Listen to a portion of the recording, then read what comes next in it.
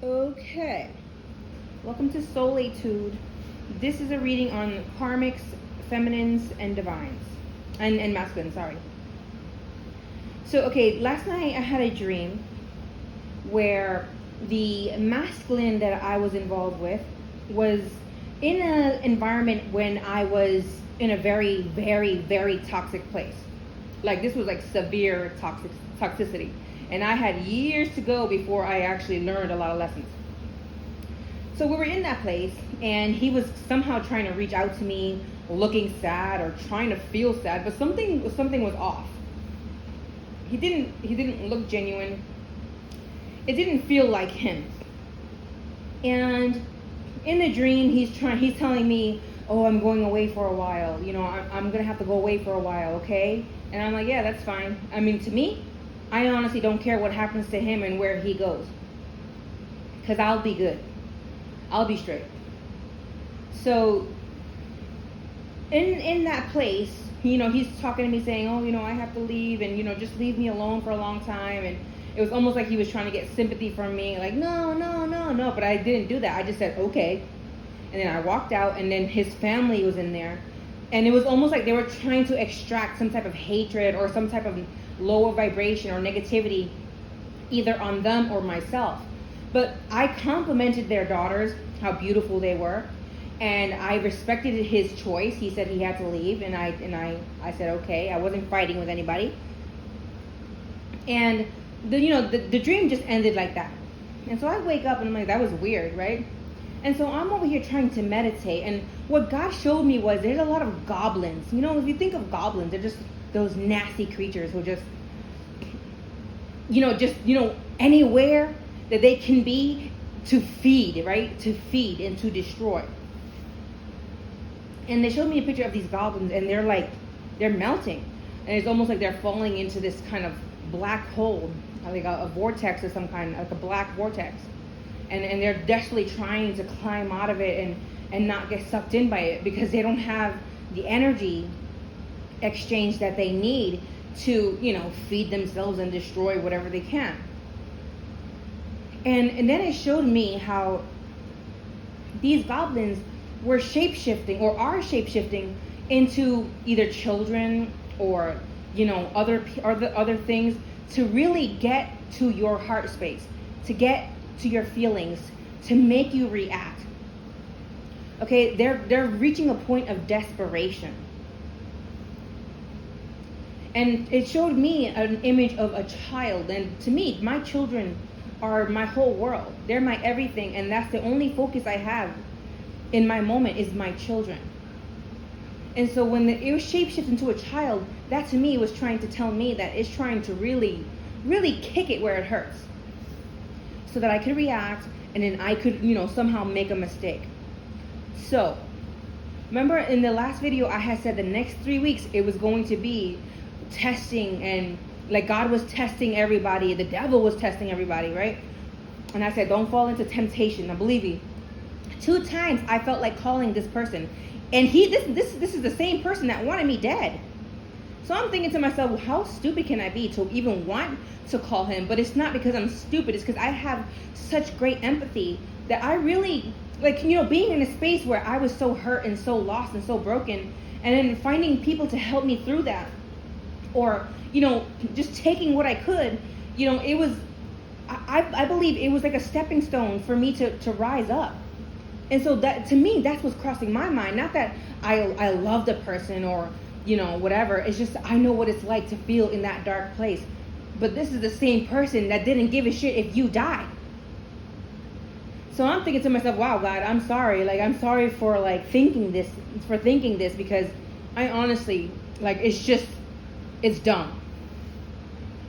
So, the temptation was to try to get to your heart space, was try to make you make a decision that it's not good, but it's trying to make you feel it. Feel sorry for me, So I'm here to tell you that the temptations are going to be different for your life.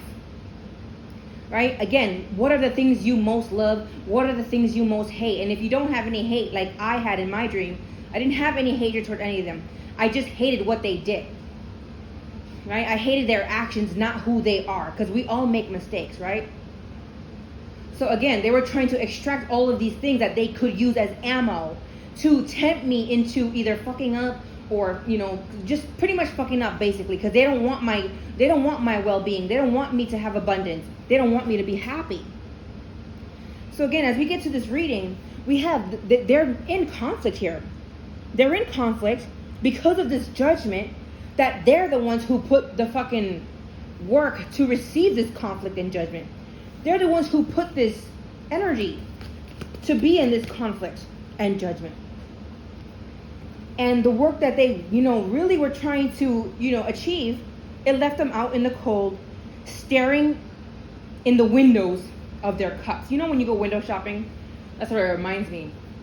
It's like they're staring at the freaking cups that they want so bad, and they can't even buy it, and they can't even reach it because the work they put in, it kicked them out. It kicked them out of the house. It kicked them out of the covenant, the realm, right? Some type of dimension to succeed and uplift. They got kicked the fuck out. And now all they can do is stare at themselves and feel like an idiot. Because while they're thinking to themselves, I spent so much time, betraying this person, hurting this person, and really just sticking the knife where it hurts. And I knew when I was doing it, I knew it was wrong. I knew I should have stopped, but I couldn't control myself. And why couldn't you control yourself? Because she said that because the balance in her world was being affected. And why was it being affected? Because she knew, or whoever, she or he knew,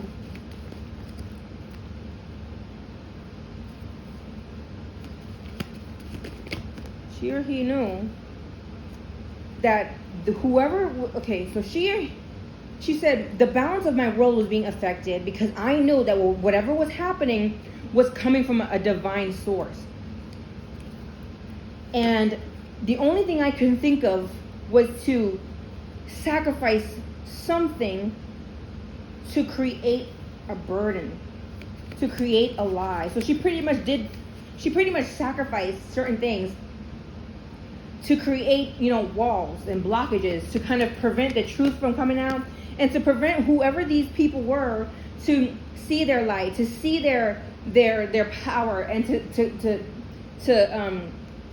to make them, help them move forward, right? And the reason why she did that was because she feels like she can't, or whoever it is, they feel like they can't achieve the same effort and light and power. That the only way they know how is to create pain. Because they grew up with pain and they move with pain. So they haven't healed any of the past that hurt them and broke them and really prevented them from flourishing. And as we get to the very end here, right? They're talking about, I feel so trapped. I feel so stressed. And my whole family feels it. Not just me, my whole family. Now, God told me that when these people decided to, make these efforts to hurt people, betray them, to backstab them, to any type of negative low vibration instead of uplifting you, teaching you, right? The opposite of that negativity, whoever pursued that negative route, really just doing whatever they could to hurt you, or they saw you cry and they laughed about it, or they knew you were going through something but they didn't give a shit. So they went out to party, or they went and lived their life and they were just happy and they could hear people crying or people begging, or they can hear, this kind of sadness, right? And they didn't give a shit, or they contributed to this fucking sadness instead of trying to lift you out of it, right? Now, God said that whoever did that their DNA, not just them and their children and their children's children, right? Because what God told me was that so he says, however many years they hurt you, times that by 3. And believe me, the hurt could have been when you first met them and you didn't even know that they were who they were, or they were going to be who they were going to be, right? I feel like they knew. They knew what they were doing when they were doing it. Times that by 3. So now they feel trapped, and their whole family and their children and their children's children are feeling the effects too. And they're trying so hard to get out of this self-imprisonment. They're trying so hard to not stress out about money. But them and their family, they're blinded. They can't see anything. And as they're over here, in prison and trying to fight and trying to get out and trying to the only thing that it's leading to is death, thievery, selfish behaviors. People only thinking about themselves. So what just came to mind was that whoever they hire to help them, they might do something to betray the promise or the work. All right, because I feel like they're getting recognition that this is not what they should be doing, and that if they do, they got a warning that if they do, they're going to regret it. And so now they're scared to tell this person, like, no, we don't want to do this. They're scared to tell the person, no, we don't want to do this. And so they're going to, conjure up some type of excuse on why they can't do it. Like, I have a family problem. I really have to be there for my family. I can't right now. I can't do this. Oh, something came up with the family. I can't. Right? And they're going to try everything they can to get away from this promise that they made. Because before they made the promise, they didn't really know the full story until they visited the person and actually saw what God wanted them to see. And they're gonna make a good choice because of it. That's gonna be a good decision for them. And they might be able to get out. Yeah, I feel like they will. Because I feel like these are the people who were never really involved in the first place. But whoever was doing this in the first place, they needed a group to get more power, right?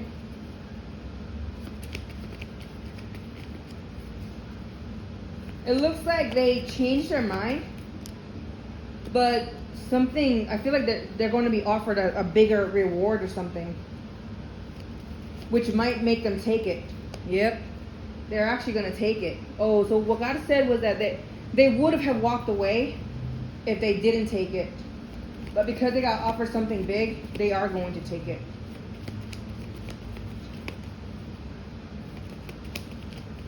So what exactly are they going to do to, really pursue this kind of fuckery? Let's see. Yeah, so what they're going to do is they're going to use your weaknesses to, so like if you always felt lonely and felt like nobody was there for you, they're going to celebrate and like rub it in your face. Like, haha, we got a big family and you don't. So they're going to use your weaknesses against you. And they're going to really try to pierce your mind to really mess with you. So what can we do to prevent this from interfering what can we do to prevent this from interfering in our well-being?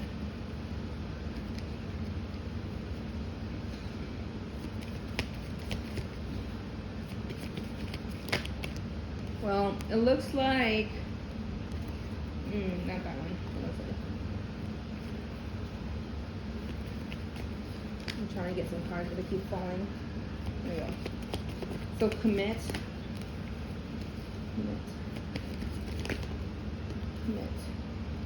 Commit to your meditation, your relaxation, and not so much of the chaos.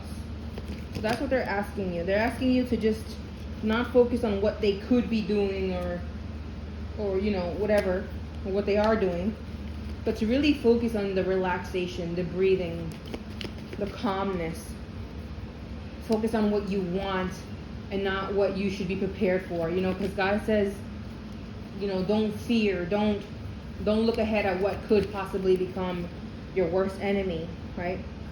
That, breathing, relaxing, and focusing on what you do want is going to be what's going to bring you justice. Okay?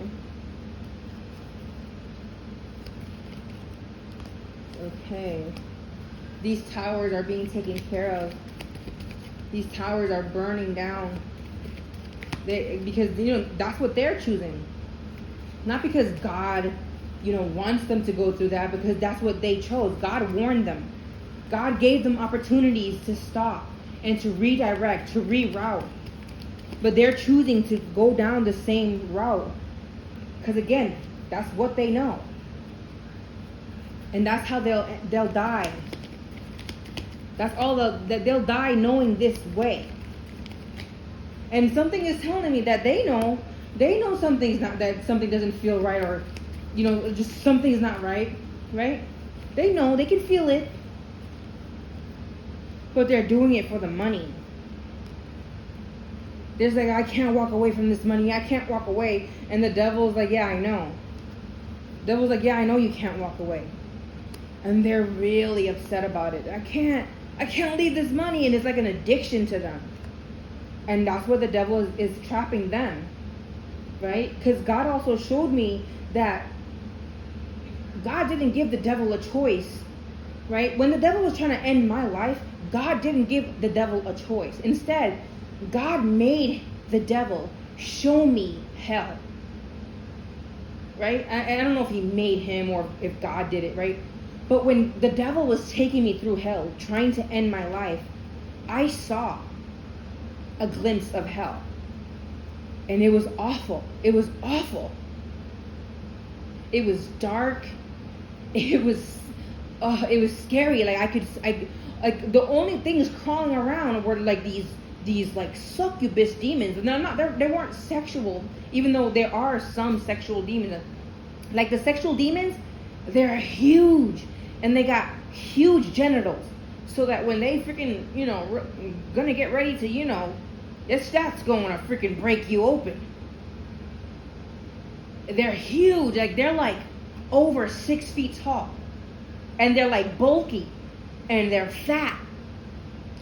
And the devourers that eat the carcasses, that eat the leftovers, oh my God, they crawl so fast, and they're so dark and scary, and it was just awful. Right? So yeah, when the devil showed me his part of the realm, right? God wasn't necessarily there with me, but he was somewhere around me. Like I didn't feel his presence, but I knew I was safe. Like even though I was scared, I knew something was navigating me. And when the devil showed me this, the devil said, you know what? It'll be more beneficial for me to take the people that I hired than to take God's people, because God's people, God wasn't having it. God said, these people didn't deserve this. They never deserved this. So the devil was left to take his own that was working for him.